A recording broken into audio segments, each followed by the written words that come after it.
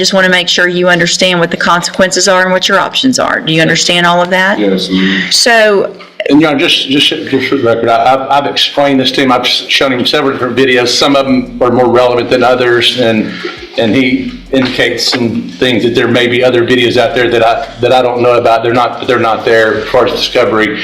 He's indicated he wanted to hire Marsha Norman, and I told him you can reject it. If you're not guilty, then don't plead guilty and reject it, and if you can still hire Marsha in the meantime. Mr. Nichols, is there any other discovery that you anticipate? I didn't see any in the file from Ms. Volpino, anything else, Your Honor. Okay. I know she made the offer. I know that he had got a reduction on the same charge a year ago, so I don't see any reason the offer would change. And I did ask for probation this morning. I did not change Ms. Volpino's offer. Okay. So, Mr. Martin, if you don't want to accept that offer and you want it to plead not guilty, I need you to sign the plea bargain rejection so that I know that you and I have had this conversation. Yes, ma'am. I just want to ask, I've been trying to get a job and work to see if I can just see if it'll help me out with my time as a trustee. Okay, none of that matters right now, okay? Because here's what we're not gonna do. We're not gonna put your case on the trial docket so that you think you can get some time under your belt, and then you're gonna plead guilty later, because after today, I won't accept this plea agreement. We don't put cases on the trial docket just to buy some time. Either you did it or you didn't do it, and if you didn't do it, then you can sign that and we'll get a jury to decide, but I don't want you to think you're gonna come back in here later and say, oh, I wanna take that deal, because it's not gonna happen. Yeah. All right? Am I eligible for parole? I don't know when you're eligible for parole. I don't know how much time you have. I never had to do this. That's why I'm asking I know, and that's why Mr. Parker's, be able to bail. nobody knows when for sure you would become eligible for parole or if you would make your parole. We don't know that because that depends on other people, not us. I don't make that decision. Your attorney can't tell you that. He doesn't know. It just depends on. I've explained to him how much time, based on what he's told me he has, and how much time I think he'll have to do before he's eligible. But again, I told him I can't guarantee that. But if you're not guilty, then don't sign. You reject. So it sounds like Mr. Parker's explained all this to you. So either you don't want to take the deal, you are not guilty, and let's go to trial, or you plead guilty and Let me go ahead on the sign. sign what? I'm not guilty. You can't say you're not guilty and then sign for time. It doesn't work that way. Because what happens, Officer? for obstruction, it's not assault on an officer. Obstruction, retaliation. It's obstruction or retaliation, which is different, and there are different elements of that offense than assault on a police officer. So Mr. Parker has gone over that with you. If you want him to explain it again, what specifically that is before, but you cannot come up here and say I'm guilty of something, or I'm not guilty, but I want to take the deal. If you didn't do it, you go to trial. If you did it, I want to go to trial. okay, sign that for me, rejecting that plea offer then. Okay, where? Look, sir, pay attention, sign that. Okay, where the at? Right there, just defend right there. Okay. I got a hospital building. I got evidence in the free world. So real quick, hold on, before you go back. Mr. Parker has been appointed to represent you. With your permission, he handles a lot of cases for me as a court-appointed attorney. With your permission, I can release him and appoint another attorney who could begin preparation for trial a little quicker. Is that okay with you? Yes, All right, so I'm going to appoint a new attorney today. They'll be out to see you very soon.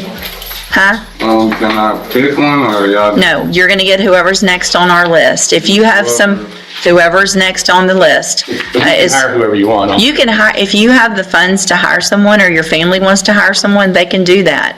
Otherwise, I'm appointing someone today so they can start getting ready, okay? Yes, ma'am. All right, you can go back with the bailiff. Thank you. All right, you're Rebecca Rito? Yes, ma'am. And will your client waive the formal reading of the indictment in each case? Yes, Your Honor. All right, in this case, which is 23 DCCR 0928, you're charged with the state jail felony offense of theft of property with previous convictions from November 21st of 2022. The indictment alleges you were previously convicted of theft September 17th,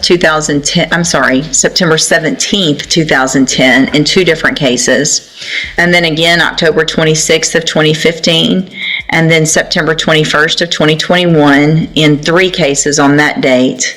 And how do you plead to that charge? Guilty. Are you pleading guilty freely and voluntarily? Yes, ma'am. And are all those prior offenses and convictions true? Yes, ma'am. And then finally, in cause number 24, DCCR 1925, you're also charged with the state jail felony offense of theft of property with previous convictions. This is from June 13th of 2024. It alleges those same prior convictions of theft. And how do you plead to that charge? Guilty. Again, are you pleading guilty freely and voluntarily? Yes, ma'am. And because you actually did what they've charged you with. Yes, ma'am. In each of those 4 cases, I have here on the computer some documents that have your signature on them that the state has marked as exhibit number 1. Before you signed these, did you go over them with Mr. Wilkerson? Yes, ma'am. And do you fully understand them? Yes, ma'am.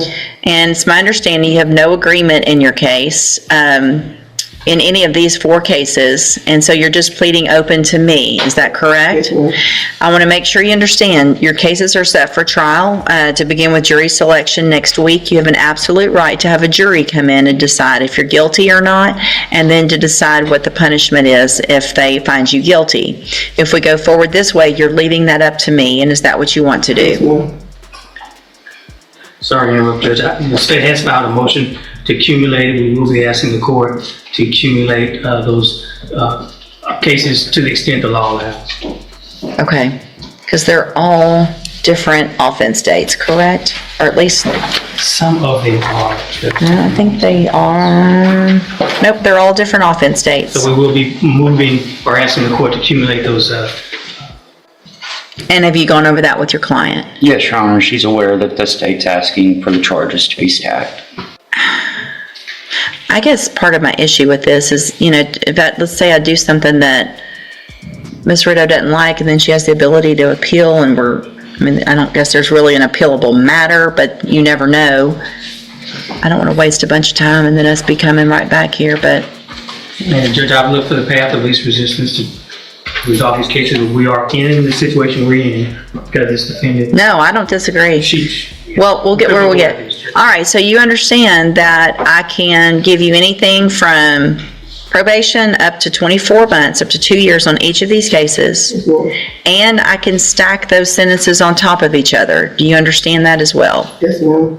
And you want to go forward with these pleas and get the sentencing on these done, is that correct? Yes, ma'am. Okay.